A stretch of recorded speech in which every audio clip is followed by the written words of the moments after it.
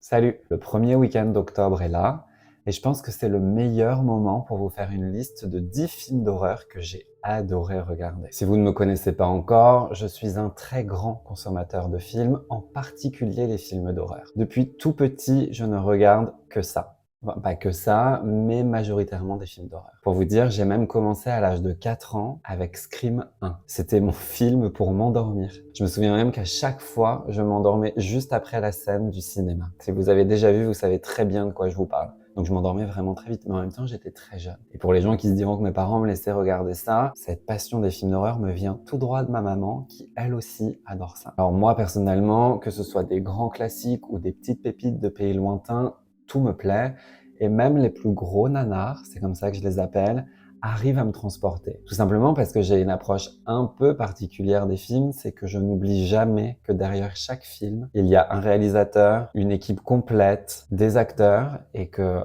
si c'est publié, c'est que le réalisateur et toute l'équipe est quand même fiers de leur travail, et du coup, j'essaye de faire honneur et de me dire que c'est quand même pas trop mal. Bon, après, il y a des films qui sont vraiment très très nuls, mais c'est comme ça. On va commencer tout de suite, mais je vous préviens d'avance, la liste n'est pas dans un ordre de préférence. J'ai fait une liste avec les films qui me revenaient et je les ai pas mis par ordre croissant ou décroissant. Et aussi, il n'y aura aucun spoil dans cette vidéo. Vous pouvez la regarder sans avoir peur d'être spoilé. Je vais juste vous donner un court résumé et mon avis sur le film, juste pour vous donner envie de le regarder. Mais par contre, jamais je ne ferai de spoil.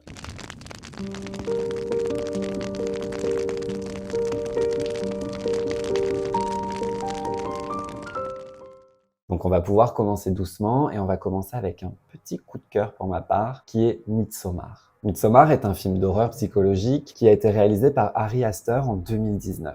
Dans ce film, on va suivre Dani, une jeune femme qui, après un drame familial, va décider de partir avec un groupe d'amis et son petit ami dans un village reculé suédois où ils vont fêter le fameux festival d'été qui ne se produit qu'une seule fois tous les 90 ans. Ce qui devait être à la base un week-end d'amour et de paix va se transformer très rapidement en un cauchemar à ciel ouvert. Midsommar est ultra dérangeant. En revanche, la photographie, les images, les acteurs, tout est très bon et tout est ultra immersif. On se demande du début à la fin qu'est-ce qui va se passer, pourquoi ci, pourquoi ça, et vraiment, il te retourne le cerveau sans arrêt. En revanche, c'est pas ce qu'on attend d'un film d'horreur en général, mais c'est ultra réussi. C'est intime, c'est pervers, c'est insidieux, et si tu ne l'as jamais vu, je te conseille vraiment de le voir. Il me semble qu'il est disponible sur Amazon Prime en ce moment, mais de toute façon, je vais essayer de vous mettre des liens en barre d'infos. Comme ça, vous allez pouvoir retrouver un peu tous les films que je vais citer pendant cette vidéo. Autre film, autre registre, et je crois que celui-ci, c'est mon film d'horreur français préféré. D'ailleurs, je pense que c'est le seul de la liste. Et on va parler de Martyr. Martyr, c'est un film de 2008 réalisé par Pascal Laugier, qui est aussi le réalisateur de Ghostland, qui est un super film, et je pense qu'il aurait eu sa place dans cette liste, mais j'en ai mis que 10. C'est déjà pas mal. Martyr, c'est un film ultra brutal.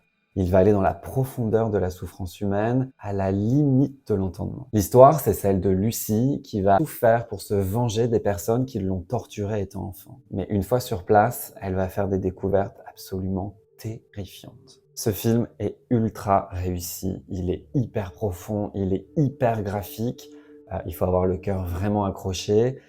Mais c'est une pépite, les gars. C'est un film français qui date de 2008. Et je vous jure que, alors, au premier abord, vous allez peut-être vous dire, mon Dieu, c'est quoi ce film? Même avec les images. Mais franchement, faites abstraction de tout ça. Et vous verrez qu'au fur et à mesure du film, vous allez vous faire transporter. Parce que on a l'habitude de dire, pour un film français, c'est plutôt réussi, etc. Mais alors là, on peut oublier le pour un film français et y aller les yeux fermés parce qu'il éclate la majorité des films d'horreur américains ou d'ailleurs. En plus, il est hyper bien ficelé puisqu'il est en sorte de 3 parties. On commence avec l'histoire de Lucie dont je viens de vous parler et ça va nous faire doucement aller vers une seconde partie, puis la troisième, la partie finale. Alors après, il faut garder en tête qu'il pousse les limites de l'horreur à l'état pur et qu'on est vraiment dans de la violence pure et dure. Donc, il faut avoir le cœur accroché et je vous le conseille si vous voulez passer une soirée absolument terrifiante. Personnellement, je l'adore et je l'ai fait découvrir à mon petit frère récemment qui lui ne l'avait jamais vu. Et pareil, il a été choqué. Ne dis rien ou No Speak Evil est un film de 2022 réalisé par Christian Tavdra. Là, on est clairement dans le thriller psychologique. Il y a un remake américain en ce moment même au cinéma, alors je ne l'ai pas encore vu, du coup je ne sais pas du tout ce qu'il vaut. En revanche, La version originale danoise, c'est une pépite et c'est de celui-ci dont je vais vous parler. Dans ce film, on va raconter l'histoire d'une famille qui va rencontrer une autre famille lors de voyages et ils vont décider ensemble de se faire un petit week-end dans la campagne danoise.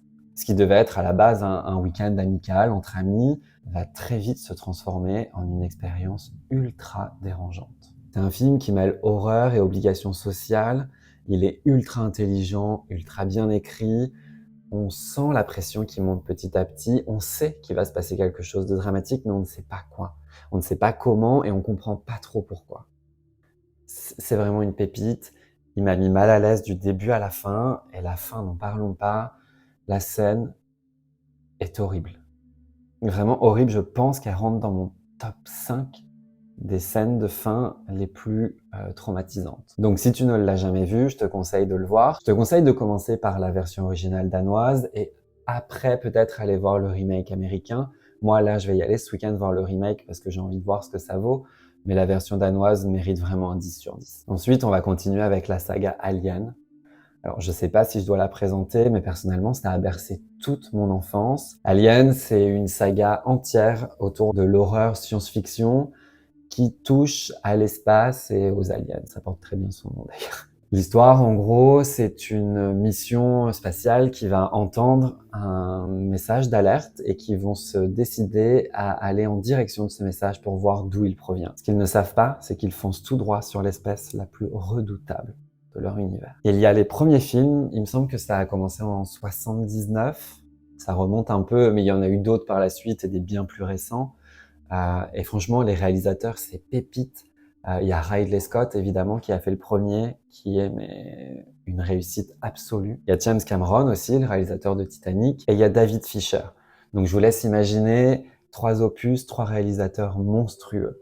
C'est pour vous dire la qualité de la saga. Par la suite, il y a eu Alien versus Predator, des Predators tout seuls aussi.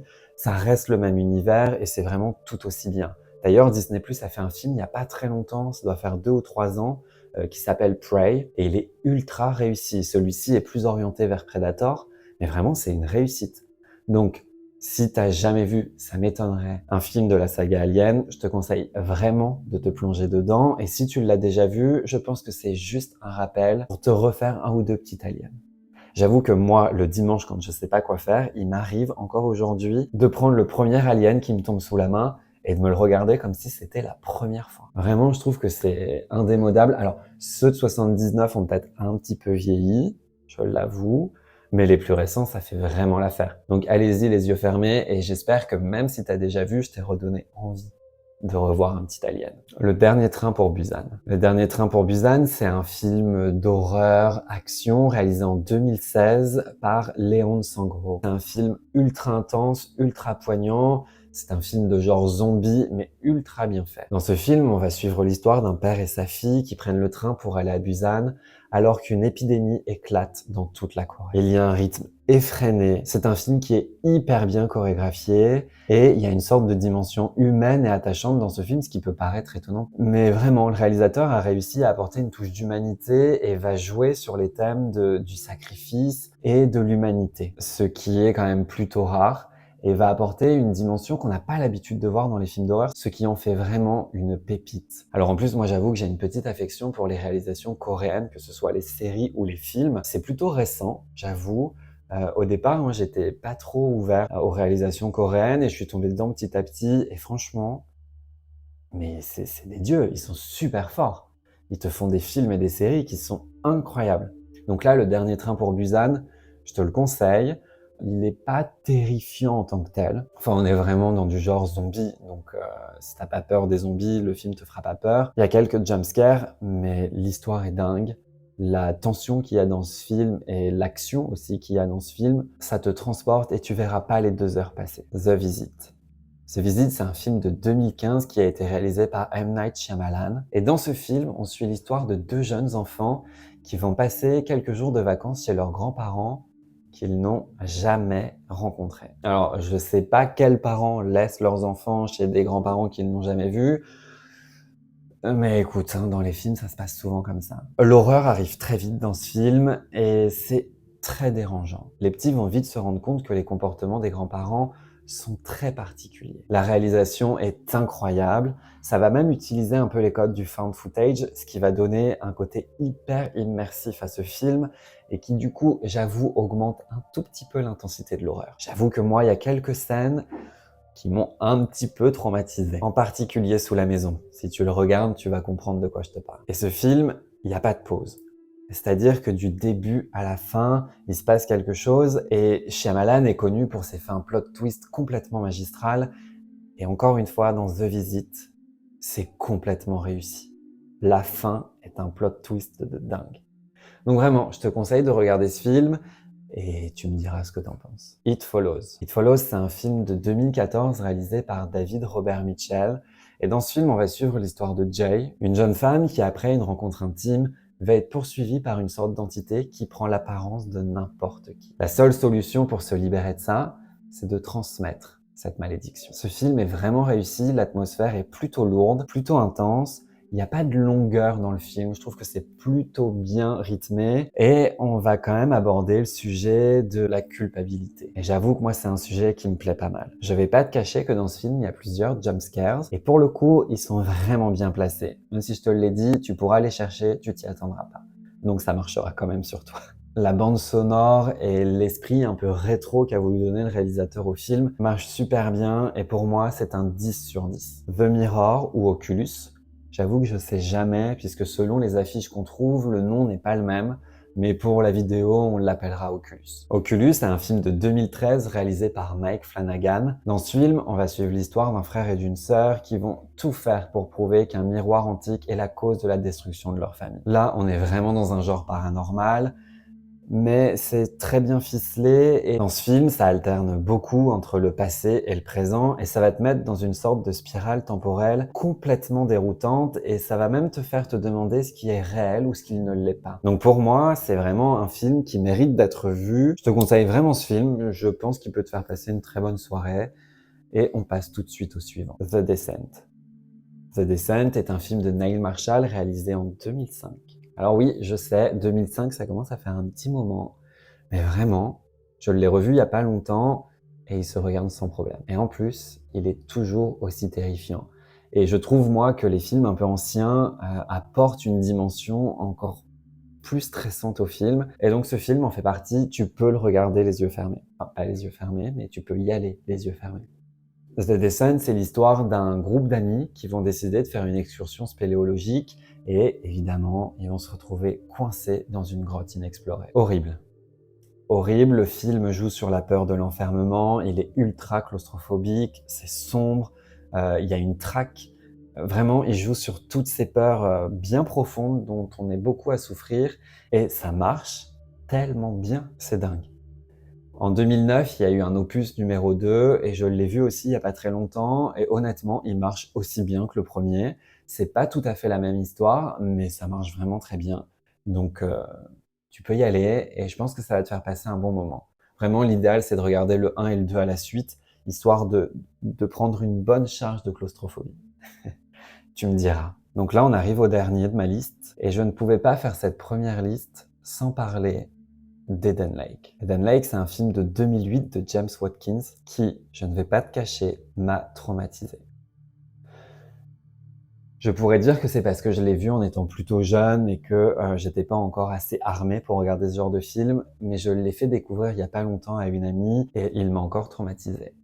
Alors, je pense que c'est parce que moi, c'est un sujet qui me parle, et peut-être que certains ne seront pas traumatisés, mais dans ce film, on suit l'histoire d'un couple, Jenny et Steve, qui partent faire un week-end romantique et qui vont faire la rencontre d'un groupe d'adolescents ultra violents et sans limite.